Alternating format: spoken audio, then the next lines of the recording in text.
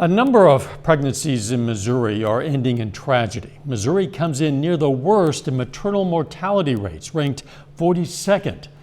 Reporter Alexis Zoto has more on efforts to keep mothers and babies safe.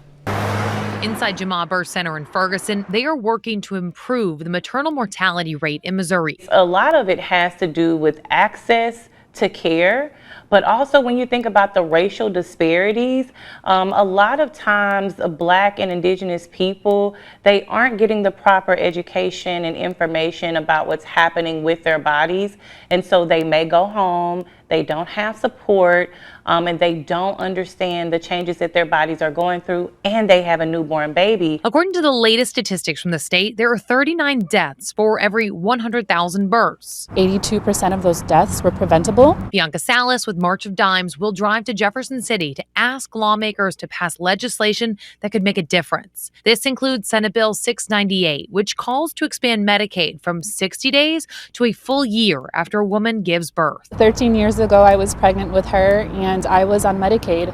My eligibility ended at exactly 60 days and I barely was able to see my provider one time. Salas suffered from postpartum depression, which began a few months after her daughter was born. But the bill, which has bipartisan support, might now be in limbo after a lawmaker tacked on a new amendment. My Senate amendment, which is the Defund Planned Parenthood amendment, is pending right now. St. Charles County Senator Bob Onder says the amendment calls for no taxpayer money going toward abortion facilities. Onder calls this a procedural tactic. The great majority of policy gets passed not as a standalone bill, but as an amendment to other bills. But those working to keep mothers safe say politics could cost lives. We are literally killing mothers by saying we're cutting you off at 60 days, and these are people who are low income and at the highest risk.